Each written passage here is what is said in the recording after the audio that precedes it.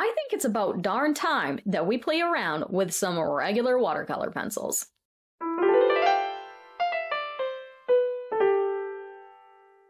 A couple of weeks ago, I showed you all of my colored pencils, and it was a lot. So thank you for watching if you did. And in that video, I had mentioned the fact that I had not done a video about the Albrecht Dürer watercolor pencils by Faber-Castell. And I thought that's kind of a crime because I've had these for a few years. A few of you agreed and asked if I could do a video about them. So that's what we're going to do today. My name is Shanna Rowe Jackson, also known as Caution Artist at Play, because I love to play around with different art supplies. And so today we are going to be taking a closer look at the Faber-Castell Albrecht Dürer watercolor pencils. I'm going to get out my paper, I'm going to color, and I'm going to add water, and I'm going to attempt to do something pretty. Now, originally I had the 120 set of these, but I did whittle out some colors because they weren't as light fast, and honestly, I don't have the tin anymore because I just store my pencils in these drawers, as you probably saw. I will link these below as well. So I don't have the original tin, but this is what the tin looks like in case you're looking for it in a store, because I don't know where mine is anymore. But yeah, so we're just gonna jump into it. We'll take a closer look at these pencils, we'll do a project, and I'll talk about them. It's not gonna be like a full-on review because I still want to play a little bit more, and you'll see some struggles come up in this piece. And so, yeah, let's just get to it. Taking a closer look at this pencil, you can see that it has the typical Faber-Castell branding. It has the pencil line, the Albrecht Dürer written there with a paintbrush to show that it is water soluble. It was made in Germany. This came pre-sharpened. And then on the other side, you have the color number, and the light fast ratings. Now let's take a look at that compared to the polychromos. As you can see, the polychromos have a round barrel, and the Albrecht Dürer has an octagonal barrel. And then the writing on the polychromos is gold, and on the Albrecht Dürer, it's silver. Now, the really cool thing about Faber-Castell is all their artist lines, their colors match up, both in name and number. So you can see here, these are both Prussian blue, and they both have the same reorder number so that you can work with all their lines together. Okay, so jumping into the project now, this is just a small 6x8 piece, just something to kind of get a feel for the pencils. And this is not going to be a step-by-step tutorial, but I am going to be talking a little bit about paper choice and just the general feel of these pencils, obviously. So let's talk about the paper first. This is the Fluid 100 hot press watercolor paper. And I think I chose the wrong paper for this project. I'm just going to get that out of the way right now. It's kind of funny because I finished this, I think I started this piece a couple weeks ago, and then I finished it up, and as soon as I started working on this paper, I was feeling like, wow, like these pencils, I feel like these are more vibrant. Like when I first bought these pencils, or when my husband first got them for me, I should say, I had swatched them out, and I can't find the original swatches now, but I remember them being more vibrant. And I was like, what is going on? Because I use this paper quite a bit with colored pencil, and I don't typically have that issue, and I've been using it for other water-soluble media, but it is a very, very smooth paper. And when I first started laying these pencils down, even dry, it kind of felt like I was using cheap pencils on cheap paper. Like I was trying to use, I don't know, like Crayolas on printer paper or something. Like I was not getting the saturation I wanted, even with them dry. And I'm like, what is going on here? Maybe, perhaps, it's too smooth of a paper. So then I started washing it out, and I'm like, oh, I'm not getting the vibrancy I want. Now, I am somebody who works with Derwent Inktense a lot. And Inktense, it's called Inktense because it's intense. It's a very, very vibrant, saturated, water-soluble product. And so I'm like, maybe I'm just used to working with the Inktense. And then I finished this up. Again, I was able to finally layer and layer and get to a point where, it was, all right. But it felt like it took a lot longer to get the saturation that I wanted than when I was working with other pencils. So then I was like, maybe it's the paper. So then I decided to try it on some other paper as well. So I tested it on the cold press from this same company, Arches Hot Press, and then also some of the Legion cold press. And I'll show you a clip here of the differences. And they do seem to show up more vibrantly on a cold press paper. So I think next time I might try it on a cold press paper. This isn't, I don't know. So I think the paper choice may not have been right. And then on top of that, once I finish and everything else, like I think I finished this last weekend, and sometime this week I watched a video by Lindsay Wyrick, the Frugal Crafter, about when the sizing on your paper goes bad. And wouldn't you freaking know it, but that lovely lady was working with these exact pencils on this exact paper, and she was also having trouble. So now I'm like, did the sizing go bad on my paper? Is that what's going on? Because it was like a eureka. I'm like, I knew it had to be the paper because I know these are quality pencils. So I'm like, what is going on here? And then when Lindsay's like, when the sizing goes bad on your paper, and then she explains that she's using these pencils and she has more experience with these pencils than I do. She's used them more. And she said that these are one of the best watercolor pencils out there, and she's never seen them act like this. So I think the sizing on my paper might be going. I think that might be what the problem is. Anyways, I didn't want this video to be a huge rant about that, but this piece did not come out the way I hoped it would. It's still a beautiful piece, and I do think the pencils are lovely. They're lovely to work with. They feel wonderful in the hand, and when I've swatched them in other areas, they held up pretty well. Now, I did swatch these pencils on this paper before I used it, so I don't know if when the sizing goes bad on paper, maybe it's not every single piece at the same exact time, because I did swatch this on a piece of paper from this same block. But you'll see here, I did some sample swatches here with some of the Derwent Inktense, the Albrecht Dürer, and then the Derwent watercolor pencils. And I have the Fuchsia from both the Inktense and the Albrecht Dürer next to a light pink with the Derwent watercolor pencils, which you can't even see the light pink. Derwent watercolor pencils, they're not holding up here. And then I also swatched 3 similar blues. Now, in the pink, the Derwent Inktense is the clear winner as far as vibrancy goes, but the Albrecht Dürer held up really well in the blue category. The Derwent watercolor, not so much. Derwent Inktense will probably always be my favorite water-soluble pencil, just because the layering's much easier, you're not getting the lifting in the same way. These pencils lifted really, really easily off this paper. Again, that could be the paper, and it's going to be very dependent on your colors. Certain colors are going to lift more easily than others. This pink color, this fuchsia, it lifted really easily, which was great for corrections. But, however, that makes it a little bit more difficult for layering, which is one reason why I kind of ear towards the Derwent Inktense more, because the layering is much more easy. So that's something to be expected. I expected that in this piece, and it didn't really bother me all that much. My main issue was getting the saturation I wanted. So one of the questions when I first talked about in my previous video, where I talked about all my different pencils, a few people said they'd like to see this video, but they'd also like to see me use some of the polychromos with the pencils. And so I am doing that in this video as well. You'll see later on, if you ever see like gold writing on the pencil, that means I'm using my polychromos. And it's a little bit hard to see when it's sped up. But I do layer the polychromos over them. The polychromos layer over these beautifully. And I dare say that they do blend really well in with the colors, but I feel like once the polychromos are layered over it, they're a little bit more saturated than just layering the Albrecht Dürer pencil dry over it, if that makes sense. So I think I'm going to use these a lot to speed up my work with my polychromos. And something else that I discovered throughout all of this is that even though all the colors line up as far as like going across the Faber-Castell lines, so the Pitt pens and the Albrecht Dürer watercolor pencils and the Albrecht Dürer watercolor markers and, of course, the polychromos, they all have the same colors and color numbers, but the lightfast ratings don't match up for all of them. So if you take, for example, the Cad Yellow, the watercolor marker, the Pitt pens, and the polychromos all have 3 stars on that color, but the Albrecht Dürer watercolor pencils only have 2 stars.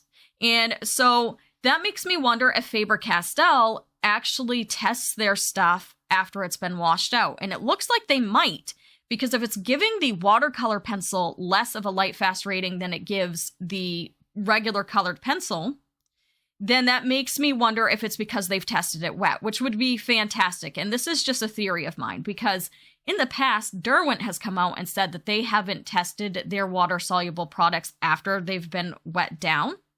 And so that's why a lot of people don't dare to sell their artwork that they make with Inktense, because even though they have light fast ratings on them, they haven't been tested after they were washed out with water. And so people are really cautious about that. I'm somebody who's really cautious about that. So I found it really interesting that their watercolor pencil had one less star than their regular colored pencil. And in fact, it even had one less star than its watercolor marker. And I think it's because there's a lot more pigment in the watercolor marker. And so I found that to be really interesting, and I thought I'd share that here. So while all the lines line up color-wise, and you can color match, and you can work with all these different products together, sometimes the light fast ratings may not be the same. Now, I didn't go through every single color and every single line of the Faber-Castell products that I have and check this, but I did see it on at least a couple of them just in passing. So keep that in mind if you decide to work with all of these together. Now, as I mentioned, I did bring in some of my polychromos, and I like to work with regular colored pencil and watercolor pencils together often. Now, some people are going to ask why when you have a pencil already, right? Because I usually start my work messy with washes and watered down pigment, and then I come in and use my pencils for detail as far as like just using watercolor pencils or water-soluble pencils in general. However, there are some times when you want your line to stay put. And that's when I really like to bring in my regular colored pencils. So for some of these petals, for instance, I'm going to come in with my polychromos and I'm going to put some lines in that I want to stay there. So when I come over it with my watercolor pencil, because a regular colored pencil is wax and oil based, it repels water, it acts as a resist. It's going to kind of repel the watercolor once it's washed out, which is fine because I want those lines to stay put, but also it's going to stay put because it's not water soluble. So my lines that I put down with my polychromos will stay there and they'll act as a resist as well. And so that is a great way to use the two together. And then also there are times when I want to straighten some things up and I want it to kind of like just be a little bit more crisp in certain areas. I might use my colored pencils for that as well. So again, I don't have to worry about those lines washing out if I come over it with my water after. And the lifting you can see here comes to my, like, is an advantage here when I'm working on the stem. And you'll also see me use my polychromos as a resist in the center of the flower as well later on. Now, the white in this line, I was not all that disappointed in it. I tell you, like I mentioned in my previous colored pencil video, that I do not like the white polychromos. It's completely useless to me. The white Albrecht Dürer didn't disappoint me as much as the polychromos does. It really actually surprised me. Now, that being said, it was not the most opaque out there, but I was able to mix it with my other colors and still kind of bring up the opacity on those colors a little bit. And I was also able to get some highlights. You'll also see me bring in my Derwent Drawing Chinese White and a Holbein White colored pencil as well, because I really enjoy using those pencils for my highlights. Those are the ones that I use in almost every colored pencil piece I do. And I wanted to see if those worked well with this line, and they do. So here I am with my polychromos pencil. I wanted to make sure that these details were going to stay put, and I didn't want to have to draw out each of these little pieces all over again. So what I did was I came in and I colored the tips of these little, I don't even know what they're called, tendrils? I don't know what they're called, honestly. I colored the tips of that because that was the color that they were going to be, but I also made it so that I could keep that detail there and see it through my watercolor pencil. So I didn't lose all the detail that I had drawn in there, which is kind of difficult to see here, but I did have each little individual doodad in the middle of that flower drawn out. Don't you like my technical language? I swear.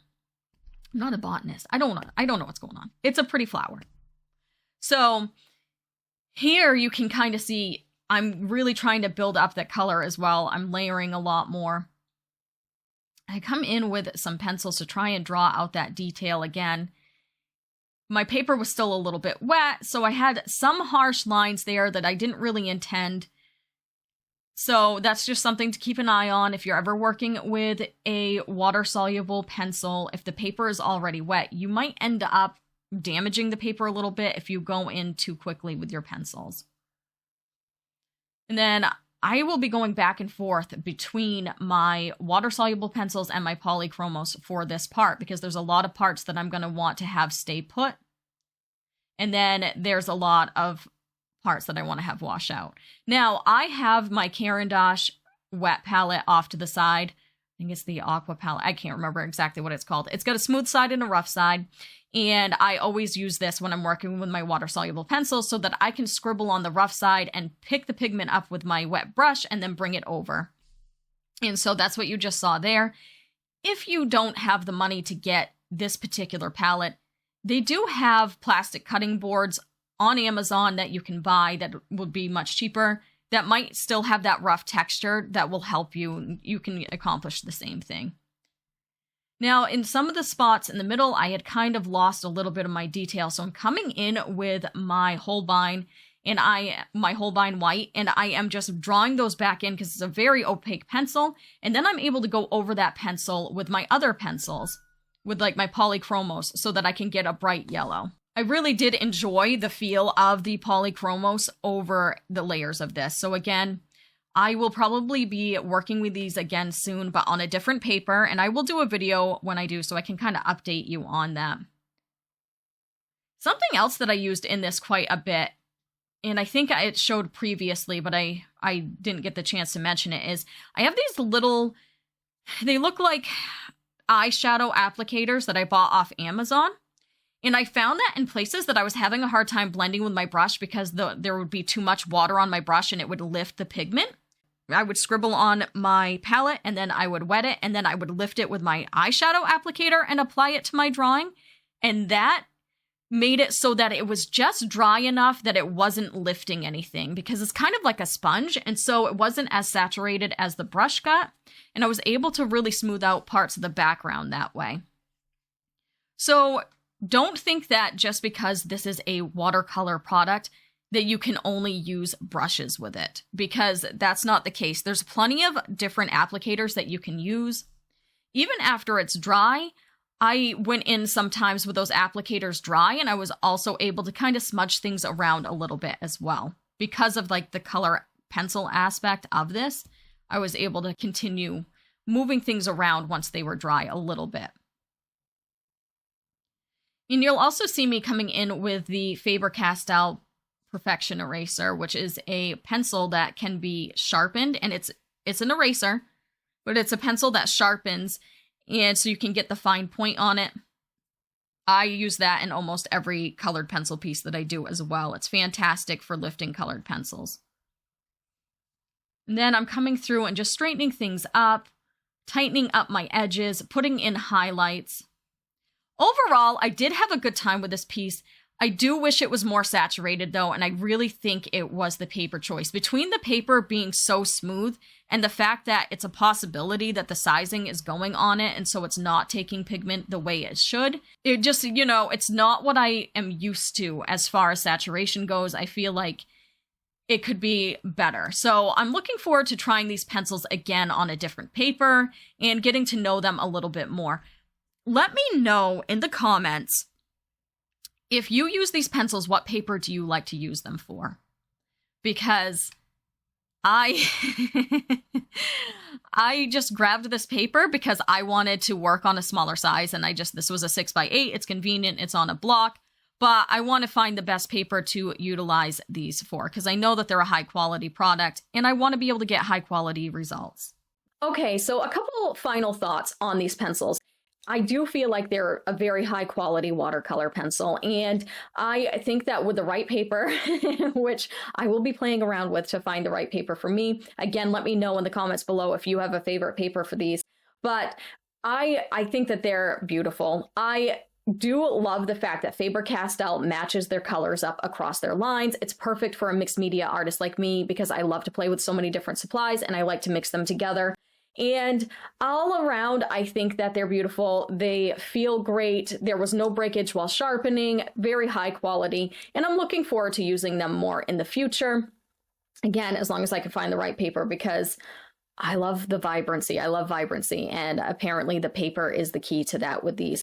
So let me know in the comments below what you think of these pencils and what your favorite paper is to use with them. If you like this video, please give it a thumbs up. If you want to see more like it from me, check out this video. If you'd like to see a fun video from one of my friends, check out this video.